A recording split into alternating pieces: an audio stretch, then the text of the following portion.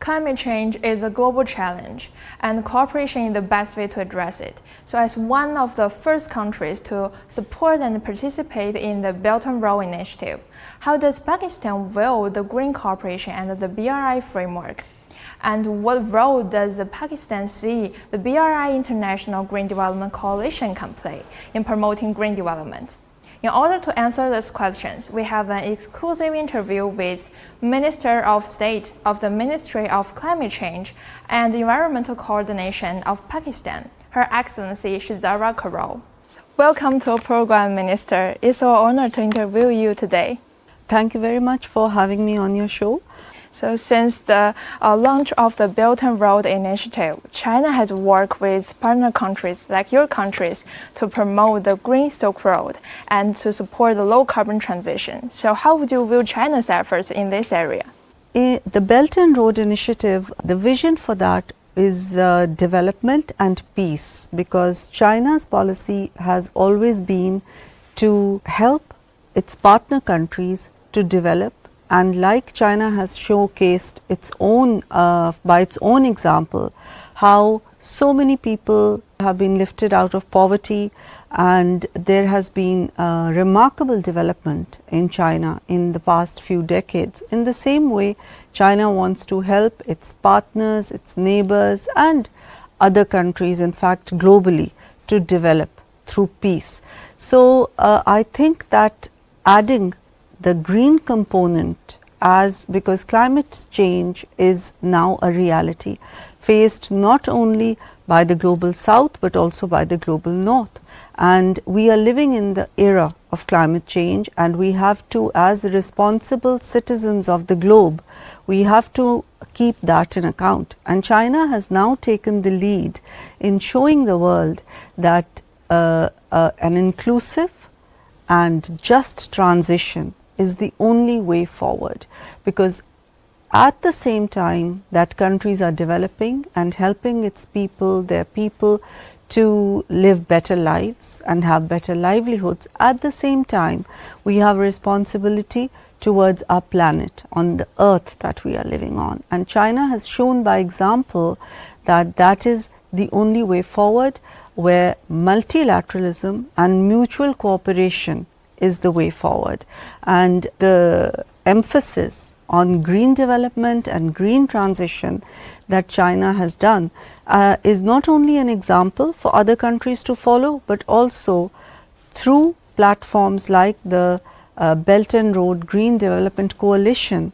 China is helping its partner countries not only in technology transfer, in trainings, in innovation and in capacity building. So as you have said, we are living in the era of the climate change, and climate change is a global challenge. So funding, cooperation and technology are the key elements to cope with it. So as you have mentioned, the BRI International Green Development Coalition. So how do you see its roles in promoting the green development? The Belt and Road Green Development Coalition has one mechanism, and it has 3 platforms, and it has 2 ways of cooperating with other countries. And so it's already working with 47 countries and partners, where through those platforms they are not only financially helping, so there are financial instruments to help other countries. There are also training sessions that they are having with other countries.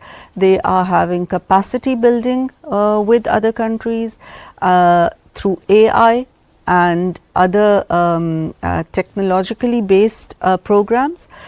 So I was just seeing a video where it showed that there are so many different instruments through which the BRI GDC is not only helping other countries by its leading the countries by its own example.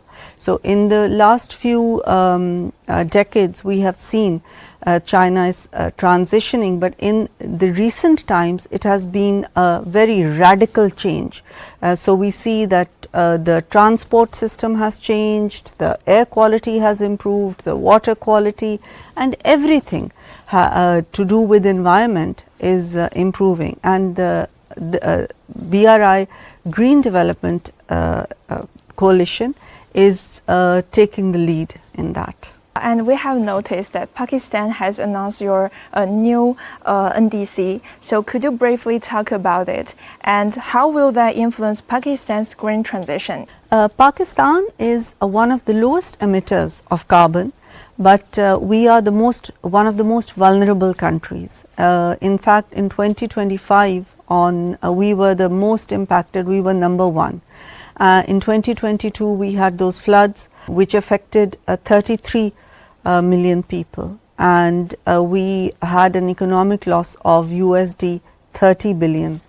And because of these enormous losses that Pakistan has undergone in terms of economy, as well as people being displaced and even people losing their lives, we believe that the common but differentiated responsibility is very important, and the historical emitters of greenhouse gases should take the responsibility according to the emissions that have been going on. At the same time, Pakistan feels that it is its own responsibility. Despite the fact that we are low emitters, we are still taking our responsibility, and in the NDC 2.0 that we gave, we said that we would reduce our emissions by 50%, out of which 15% we would do domestically and 30% we would do with international help. We have already achieved that goal of 15%, which we had to do on our own. Now we have increased our goals in NDC 3, the 50% that we had promised by 2035, we will now take 17% for domestic responsibility and 33% for international responsibility. I believe that we are working on energy transition, just and equitable transition. We are working on our cities, we are working on air pollution, plastic pollution. So Pakistan is working on all these things to try, and we hope that we will achieve our own goal, but at the same time the international responsibility needs to be taken more seriously, and the difference that there is between ambition and implementation needs to be taken more seriously, and the historical emitters need to make sure that the implementation, which includes global funding, capacity building and technology transfer, needs to be worked on more diligently. At present, China is comprehensively promoting the Chinese pace to the modernization, aiming to promote the peaceful development, mutually beneficial cooperation, and the modernization of all countries toward the common prosperity. So how would you view China's pace to the modernization, and what new opportunities could it bring to your country? China, since its opening up, has really developed at a pace that has taken the world by a storm, I would say, and astonished the world, because earlier China was more closed and it was going at a slower pace, but now even the Western world, which has always thought of itself as the leading the world and the most powerful part of the world, has now accepted, and we can see that there are articles written about how China is now leading not only economically, it has really done very well, but also in technology and in science and in IT. China has now through its innovation now is the leading power of the world, and the good thing about China's development and its development economically and its development in technology is that, unlike some other superpowers, China does not have any hegemonic designs on its neighbors or in the region or even globally. Yeah. China is for peace and development, and China wants to partner with other countries to help them also to develop.